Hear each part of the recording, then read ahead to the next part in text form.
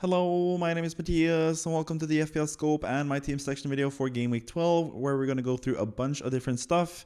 And I'm doing this video a day earlier than I usually do, because I usually post these on Friday, but I'm going to post this on Thursday, because we typically do the recording of the FPL Scope podcasts for a Thursday release, but Kevin had some issues with his scheduling, so he has to postpone it for one more day. So that FPL Scope podcast is going to come out on the Friday instead this time, which was also the case the last time I did that for different circumstances back then. But anyways, I'm here to talk about what happened in Game Week 11 with my score in Game Week 11, which wasn't the best week for me or for that many other people, to be honest. Going to also look at the free hit selection that I had for you guys for Game Week 11 and see how that did. Going to make another free hit suggestion for you guys for Game Week 12, because that's what I do on this channel every single week. I make a free hit suggestion and a walker suggestion every single week on this channel.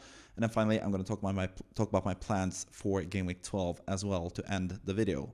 When it comes to Game Week 11, I got 41 points, which is not usually a good score, but in this game week, it wasn't really too bad. I went down, I had my second red arrow in a row, but I've gone down from around 40k to 41k in 2 straight red arrows. So it could have been a lot worse, and a lot of that is down to the transfers that I've done. I did one transfer last game week, which was Bowen to Mateta. That gave me 7 points last game week, and this time around I sold Gyökeres, who was injured and out, for Igor Thiago, who got 13 points. So my transfers have been working out. I do, however, have one regret with my transfers, or like previous transfers, and that's the fact that I brought in Enzo Fernandez a couple game weeks back when I wasn't really too sure about bringing him in. And if I hadn't done that, I would have had another transfer available here, and I would have been able to go from Enzo to Saka this game week, which is something that or not even Enzo, I would have gone from Reinders, who I sold to get Enzo, to Saka this game week instead, and would have gained even more points and would have gotten a green arrow as well. So yeah, some of the old transfers coming back to haunt me, but the newest 2 transfers have worked out pretty well. Mateta did not get anything else in this game week though. He got only 2 points, but at least he's been a productive member so far with 11 points over 2 game weeks. I can't really be too unhappy about that. And Igor Thiago, 13 points in his 1 game week so far, still with Brighton and Burnley in the next 2 game weeks to come. Really excited about that transfer. Really happy to be early on board with him, just like I was with Mbeumo, just like I was with Timber, just like I was with Gabriel. Even Semenyo was pretty early on as well. So yeah, it's been a pretty good season overall, and that's why I'm 41k currently, and that's something that I'm pretty happy with. 41 points this game week. Could have been better. The Arsenal boys didn't really help me much. The defenders conceded, and Saka scored a lot of points when I didn't have him. That was one of the major downsides to this team. And like I said, I wish I had Saka rather than Reinders, or rather than Enzo, which is what I did do in the end. Because Enzo again blanked, got 3 points. He's blanked in 3 game weeks in a row now for me. He's been really close to getting points, but he's just not hitting his stride. And the same could be said for Ismail Assar as well. Brought him in a couple game weeks ago, and he hasn't really performed yet either in terms of FPL points, but I think he looks pretty good on the pitch. So I'm going to get more into especially Enzo and my future with him in the Game Week 12 section of this video, basically. But yeah, the team didn't really perform too well. Both my captain, Haaland, and Semenyo missed penalties this game week, and that meant that I got less points than I would have gotten usually, but everyone also owns Semenyo and Haaland at this point, so it didn't really hurt me that much either. One of the major positives from this game week, also apart from Thiago, was the fact that Mbeumo once again delivered with 7 points for me. Could have been even more because he had more bonus points and stuff before some of those late goals in that game. But 7 points again from Mbeumo, who just keeps scoring a lot of points for me. I had him on Game Week 3 on a free hit, and I've had him since Game Week 6 when he's gotten like basically most of his 60 points so far this season. I have been able to get, despite not having him for the first 5 game weeks properly in my team, except for the Game Week 3 free hit. So Mbeumo has just been a super good, consistent player for me this season, and I'm super happy that he returned for me once again. Started off the game week on the right note, and then Thiago sort of had to save the rest of it, because other than those 2 guys, didn't really get many points from pretty much anyone. I did have Richards on the bench though with 8 points. Again, another lesson to be learned there, starting Juve, like the West Ham players that I've had in my team. I mean, Bowen did turn out to be a good pick in the end for me before I sold him for Game Week 10 and 11, where I've been really lucky that I didn't score. But Bowen was actually pretty good for me from Game Week 1 through Game Week 9. But Juve has not been that good, especially lately, and now again I started him over someone like Richards, and that cost me. I even had Richards behind Senesi on my bench as well, so even if one of my defenders didn't play, I still wouldn't have gotten Richards in because I had more faith in other players, because Brighton usually score, and I figured they would score against Palace. I thought that would be a high-scoring game, but sadly for me, it was a 0-0 game, and both my attackers from Palace got nothing, and Richards on my bench, got 8 points. So yeah, lessons to be learned there. Richards is someone that I'm going to play more often going forward because I haven't really gotten the most of him. Despite having him since game week 1 in my team, I haven't really gotten that many points from him, which is a bit of a sad fact. But yeah, anyways, really happy so far with my season. I have 3.8 million in the bank as well, so I have a lot of money to spend, which we're going to get to in the final section of this video. But first and foremost, let's take a look at my free hit draft and see how that compares to my score from game week 11. And I got 1 more point with the free hit draft. I did not have Igor Thiago, which was kind of interesting. It's because I thought Bowen at home to Burnley was a better fixture than Igor Thiago against Newcastle, but that didn't really end up working out because Bowen got 2 points and Thiago got 13 points. But I did make up that for the rest of the team with Sanchez and Cucurella in defense, both getting a clean sheet. Also had Njai rather than Semenyo. Semenyo missed the penalty, Njai got 3 points. So I got some extra points there in total. The 2 Chelsea defenders and Njai made up for the losses in going from Thiago to Bowen compared to my own team. So 42 points on the free hit team, but I'm still very much far behind in terms of the free hit overall rank because, like I said, I do make a free hit score or free hit team every single game week for you guys, and I've accumulated all the points that I've done so far on the free hits to basically see how it does comparatively to my own rank. And currently my own rank with my actual team is 41k, and my current rank, if I had unlimited transfers and would have been able to pick the ideal free hit squad for me every single game week, would have been 1.7 million overall. So yeah, I've actually done a lot better with my own team rather than the full free transfers. So yeah, but at least this game week I did gain 1 point compared to my own team. And of course, I want my own team to do the best. That is what I'm playing for. That is the main part of this whole adventure, is trying to get as many points as you can for your own team. The free hit thing is more like a side project, but it's at least nice that I get some nice free hit scores as well. And 42 points isn't really the best free hit score. I think free hitting in game week 11, obviously now in hindsight, was a mistake because there was a lot of points missed from this game week. But like 42 points is like around like a gray arrow-ish. Like it wasn't super good, it wasn't super bad either for this game week, but yeah, a waste of a free hit if you used it on this team. Yeah, but it was like a kind of difficult game week to choose players from. But as you can see from their best alternatives there, Saka and Joao Pedro got 19 points combined. I easily could have had those 2 guys in the squad, but I didn't find enough money available for Saka, I think. And then Joao Pedro, I just felt like Bowen and Mateta and Haaland were better options this week, but that didn't end up happening because Pedro got the points and Enzo didn't. But it could have been the other way around, where I had Saka rather than Enzo and Joao Pedro rather than one of the strikers. But yeah, anyways, 42 points, not ideal, but yeah, we move on. Also on the bench, I should say, we have Munoz with 6 points and Anderson, Elliot Anderson from Nottingham Forest with 9 points. He took a penalty, which I did not expect at all. But he's been a lot better when it comes to both free kicks, and in terms of his defensive contribution points lately. And he did get the penalty as well. So yeah, he's obviously also a pretty good prospect currently as it stands right now. But yeah, 42 points, not ideal, but it is at least something compared to my other team, which got 41 points. It's 1 more point. So a bit of a plus there in total. But anyways, let's try to do the same thing, or try to do even better for this next game week with the free hit draft for game week 12.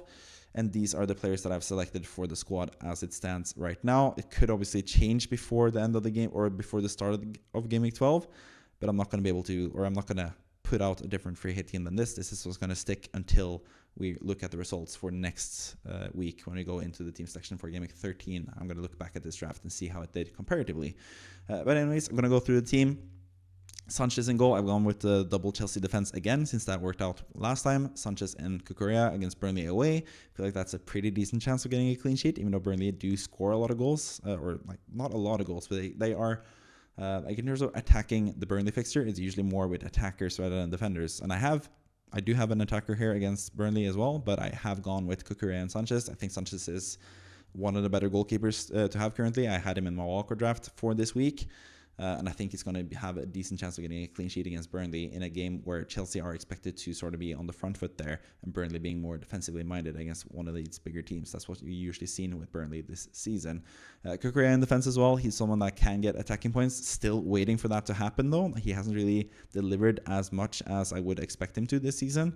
But Burnley is certainly a place where he can get those 15-point type of games.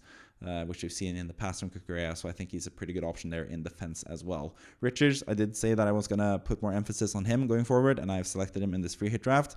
I would ideally have Munoz, I think, just for this fixture against Wolves. You really want to attack that fixture with as much force as you can, but I didn't have enough money in the bank to go for Munoz rather than Richards in this team, and I felt like the sacrifices elsewhere in the team was not worth it to get Munoz over Richards. So yeah, I'm going with Richards there. I think he's a really good option. He's the one that I have in my own team as well, of course, so I'm hoping he does well this game week. Virgil van Dijk against Nottingham Forest at home. A lot of people will switch over from Gabriel Magalhaes to Virgil van Dijk for this game week because Gabriel is injured for a while now. It could be up to 2 months according to reports, and Van Dijk has fantastic fixtures over those 2 months. So I think he's going to be a really good placeholder, and then someone you can just switch back to Gabriel with once that time comes. And they'll be about the same price, I think, when we get Gabriel back in the game. So Virgil van Dijk is a really nice, just a super good alternative for Gabriel. If you're looking to sell Gabriel this game week and you want to get Gabriel back whenever he's fit and ready, Virgil van Dijk seems like someone that is the best to just step into that role and be someone you can sell again. You could go with someone like Guardiola, for example. I think he's been a bit underrepresented in terms of value or people bringing him in potentially. But Van Dijk has even better fixtures, I think, especially from this game week onwards, which is Nottingham Forest at home compared to Newcastle away. If you need a new centre back this game week, for me, which I'll get to with my own team, who can wait a week before I sell Gabriel, I might get Guardiola next week instead rather than getting Virgil van Dijk because I don't really need him this game week. But I think he is, for what it's worth, one of the best defenders to have in this game week, so that's why he is in the free hit draft. In midfield, I've gone with Saka. Now, again, it seems like he's in a good moment in time currently in his FPL season. Seems like he's ready to get some FPL points. Spurs at home, I think it's going to be it is a London derby, North London derby as well, a pretty high stakes match. So I think there could be goals both ways this game because I think both teams will not want to lose this game. And I think Arsenal will want to win this game as well, of course, because they are on a title hunt. And I think Saka will benefit from that. I think they will score in this game. I think they are just a better team than Spurs. This could also be one of those games where it just opens up for Arsenal when they actually go forward and get a lot of points. But it will be an interesting game for sure. I don't really know how to judge that game. It's going to be interesting to discuss the game with Kevin on the FPL School podcast tomorrow. But yeah, Saka at home against Spurs, he's looking good. Got 12 points last game week. Has had a 7-pointer without doing anything as well, where you got bonus points and DEFCON points. So yeah, Saka is just a really good player to have in general in FPL, it seems like, and Spurs at home is a pretty good game week for him. And Buemo, just going to stick with him. He's just been so good for me. Everton at home as well is a pretty good fixture for an attacker. So, and Buemo, going to stick with him as the Man United cover there. Semenyo, assuming he's fit to play. I think that is the latest news. Could be some new developments on that before the game week starts. So if that's the case, you should probably not have him in your free hit draft. But at least here, I have a pretty good bench option in Diego Gomez from Brighton playing at home against Brentford. So I think you can try to go with Semenyo, and if he's not ready to play, you're most likely going to get Gomez in from the bench anyways. But Semenyo, if he does play, he's been in fantastic form this season, playing against West Ham at home. Bournemouth usually are pretty good against West Ham. West Ham is still a really good team to target, even though they are looking better and better. They did still concede twice against Burnley, so I think Semenyo could easily get a lot of points in this game week, and it seems like a really nice game week for him to bounce back after some disappointing game weeks. The last 3, I think he's blanked. Ismail Assar, still keeping faith in him as well. He's also blanked a lot lately, but Wolves away, that is one of the best fixtures to target. So Sar has just been remarkably good despite not getting that many points. I think he's shown a lot of promise, and I think he can get some points for you this game week. Maybe this is the time where he gets 15 plus points, which I think will happen at some point pretty soon.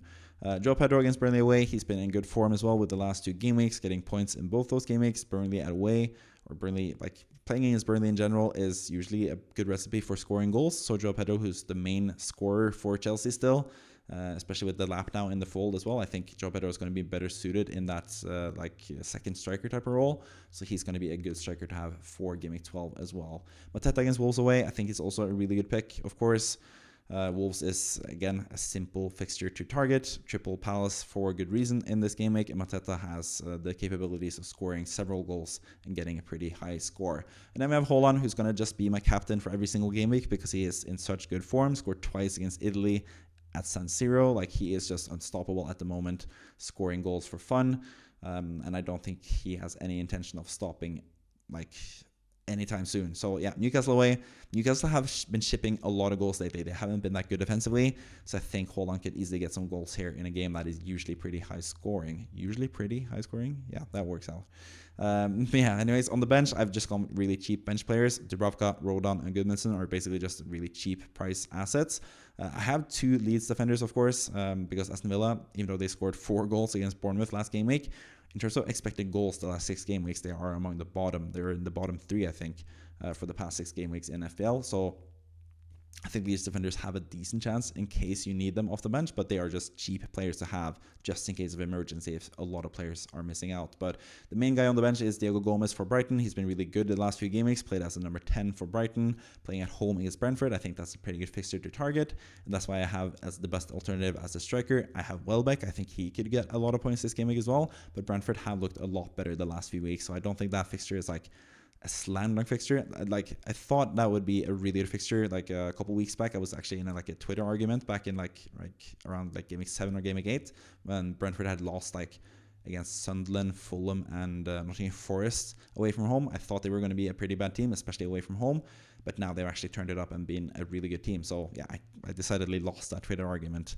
I have to concede that now, but yeah, it is still like a decent fixture at least. So I think Welbeck is a decent alternative if you want to go with someone else rather than João Pedro. If you just like hate João Pedro as an option because he's burned you in the past, I think Welbeck could be someone that is really good to have this game week as well. He could get some points.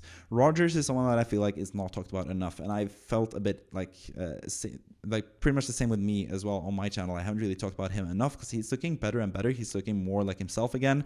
Aston Villa are looking more like themselves again, and he has some really nice fixtures coming up now. So I just wanted to highlight him. I don't have him in my transfer plans. I don't have him in my wildcard draft, so I figure I should at least involve him. I don't even have him in my free hit draft.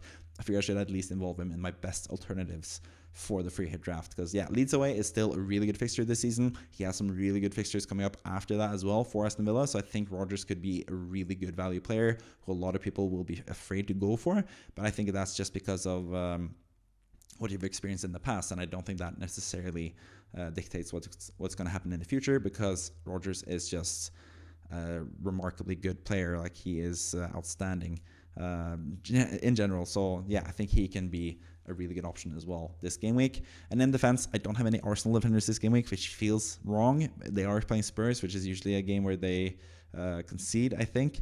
But Timber is, of course, still a really good option, even without Gabriel there. I think with Mosquera coming in as the replacement, or potentially even Hincapie as well, they just have really good defenders lined up, even in case of emergency, in case of injuries, which they are going to deal with. Again, Arsenal, they have a lot of injuries this season, but they've always been able to replace the injured players with some really good replacements, basically. So yeah, Timber is also a good alternative. Not feeling too good about not having a single Arsenal defender in the free hit draft, but that's just how the cookie crumbles this time around. So yeah, that is my free hit suggestion for game week 12. Now let's move on to my current plans for game week 12. I do have some slight issues with my team, I guess. Gabriel is out for the long term, it seems like. It seems like he's going to be out for 2 months. That is the latest reports. So yeah, I could do Gabriel to Virgil van Dijk this game week already as my one transfer. But I think, honestly, like, my starting 11 currently is pretty damn good. I don't know who I would bench if I did that transfer. I could, though, do the upgrade that I did want to do last week with Enzo Fernandez to Saka. But if Enzo Fernandez is ready to play, if he's not injured, if he's like fully fit, if I get news from Enzo Maresca that he is going to play against Burnley, it feels a bit like hasty to sell him against Burnley to bring in a player playing against Spurs. Like, it feels like intuitively not that good, but I think just Saka is just currently like looking really good as an option. He's someone that I've been looking at bringing into my team for a long time now. I feel like I just should bring him in as soon as possible, really.